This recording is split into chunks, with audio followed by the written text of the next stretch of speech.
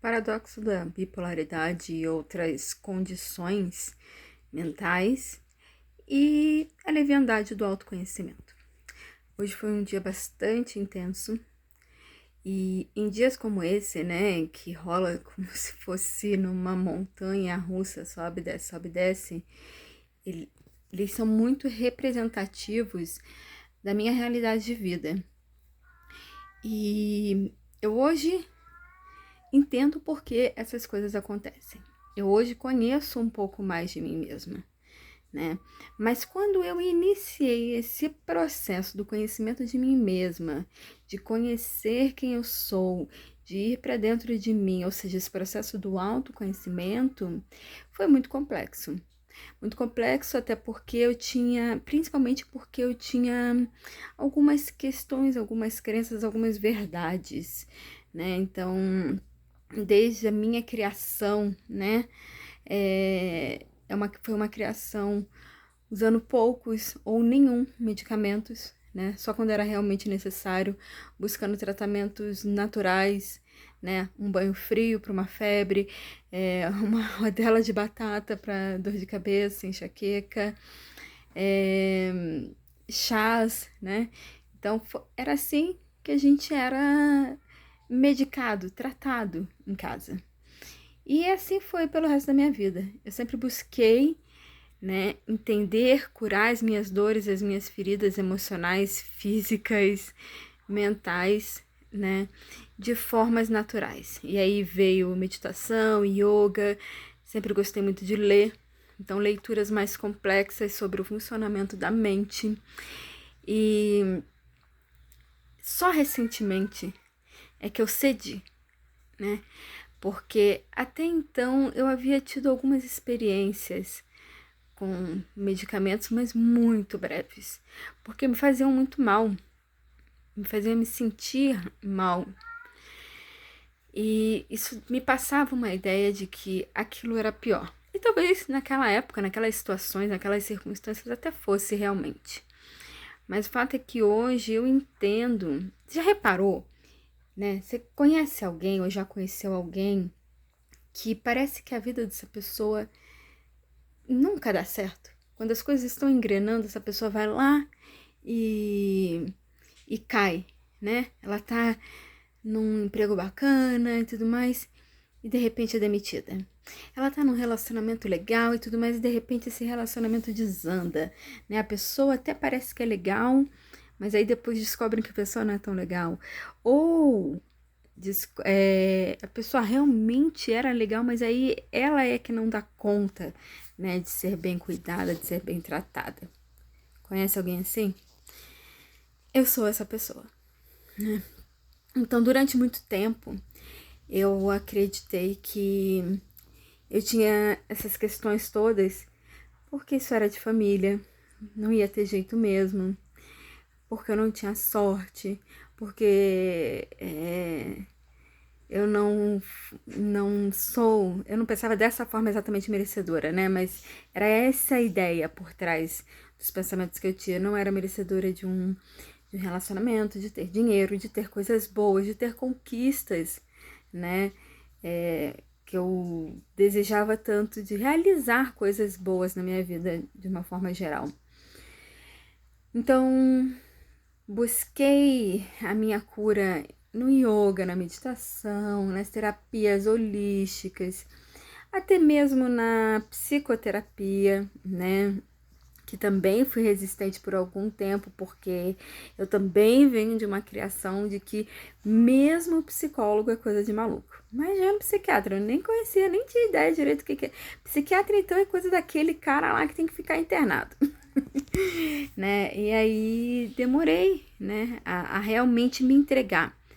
Da primeira vez, eu lembro que a primeira vez que eu fui fazer psicoterapia, né, atendimento com psicólogo, eu era tão idiota, porque eu lia bastante, né, a respeito, então eu ficava testando a psicóloga. Olha que coisa mais babaca. Né, mas isso é mecanismo de defesa. E talvez você pense que é mecanismo de sabotagem, autossabotagem. Não é, tá? E aí eu vou explicar agora por quê. Esse é o problema. Porque nesse caminho do autoconhecimento, né, de mergulhar em si mesma, de saber mais de si mesma, a gente às vezes se perde em meio ao conhecimento externo que a gente acessa e que vai nos levar a esse mergulho de aprofundamento no conhecimento de quem somos, de quem eu sou, né? E a gente começa a ver ali naquelas explicações, naquela informação, naquele conhecimento que está sendo transmitido ali, seja em livro, aula, podcast, workshop, o que seja, a gente vai começando a se perceber, principalmente quando a pessoa vai com verdade, vai com vontade mesmo de, não, bora lá. Não importa o que eu vá encontrar, eu vou encarar isso com verdade, eu vou encarar isso com força, né? Porque tem gente que às vezes vai para esse caminho só para se justificar, para se manter na mesmice, e faz parte do processo dessa pessoa. Não é um julgamento isso que eu tô falando, é apenas uma consideração de algo que é um fato. E aí, no meu caso, na maioria das vezes, eu realmente ia a fundo. Tanto que, geralmente, em algum momento, isso me colocava num processo depressivo, né? Isso me levava para um processo depressivo, porque às vezes era tão feio o negócio, né, que eu encontrava dentro de mim, a pessoa que eu enxergava ali no espelho, que doía. Doía e levava assim para uma coisa, caramba, né? Então quer dizer que é por isso, né? É por isso que aquilo aconteceu, é por isso que as coisas acontecem na minha vida dessa forma. E aí é claro que a cada saída da depressão, eu me reerguia com uma certa força, né? Com uma forcinha ali a mais, mas também com uma cicatriz a mais, né? Às vezes com uma dor a mais, sabe? Às vezes, né, não tem gente que quando machuca, né, algo de forma mais profunda, uma lesão muscular, uma lesão óssea, ela fica a vida inteira com aquela dor. E é mais ou menos isso que acontece quando a gente identifica, né, quando vem à tona dores que estavam ocultas, feridas que estavam ocultas. Então, eu tô fazendo todas essas explicações porque é muito importante essa contextualização, tá? Para que você consiga, para que eu consiga transmitir para você a magnitude desse processo que a gente chama de autoconhecimento e que, cara, nem sempre é tratado com a seriedade, mas também com a compaixão e a empatia que devem ser tratados. Por exemplo, se você começa a pesquisar muito, né, sobre melhora de performance e tudo mais, o que você mais vai encontrar é como ser mais produtivo, como deixar de ser preguiçoso, como acabar com a procrastinação. Sendo que, gente, tem várias condições, né, mentais que a pessoa carrega e nem sabe. A gente tem, hoje em dia as pessoas falam, mas todo mundo agora é isso ou aquilo. É TDAH, é bipolar. Às vezes a pessoa se dá esses diagnósticos, né? Porque leu ali, assistiu meia dúzia de vídeos. Aí já acha que se diagnosticou. Não vai procurar realmente um médico, né? Que agora virou moda ser autista. Não, gente. É que agora o conhecimento a respeito dessas condições da mente, né, dessas condições neurológicas, porque sim, muitas dessas doenças mentais, e a gente tem que realmente usar esse termo para parar, para que o termo doenças mentais deixe de ser pejorativo ou pesado da forma como ele ainda é.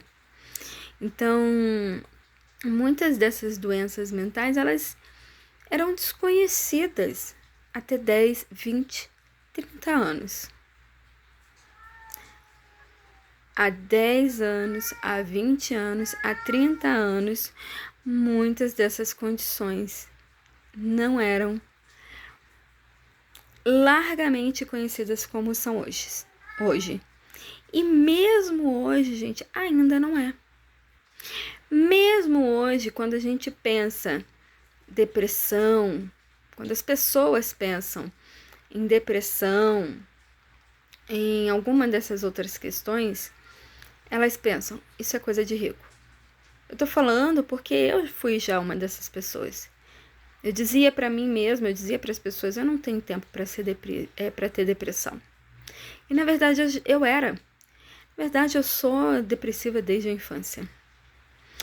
Na verdade, a minha primeira crise de pânico, que é uma outra coisa que as pessoas dizem que é moda, é desculpa, não sei o quê. A minha primeira crise de pânico eu tinha 11 anos. E ninguém sabia o que era aquilo. Ninguém me levou no médico para investigar o que era aquilo. Por quê? Numa comunidade popular, né? Num meio social mais popular, de classe econômica mais baixa, de contexto espiritual, né, específico, aquilo foi tido como uma espécie de possessão, né? E eu hoje acho graça realmente porque eu lembro muito nitidamente dessa situação, dessa experiência. E eu entendo perfeitamente por que as pessoas pensavam isso. Era falta de conhecimento. Então, ao invés de ficar falando que uma coisa é modinha, que agora é isso, que agora é aquilo, se você faz isso, pare. Pare e vá para um outro extremo, que é o de entender que isso é muito bom. Isso é muito bom, que as pessoas estejam falando sobre isso. Aliás, eu acho muito mais interessante, muito mais rico, muito mais saudável mentalmente para a nossa sociedade que as pessoas se mantenham em diagnósticos tirados da própria mente delas, do que ninguém conhecer a respeito, do que pouquíssimas pessoas conhecerem a respeito.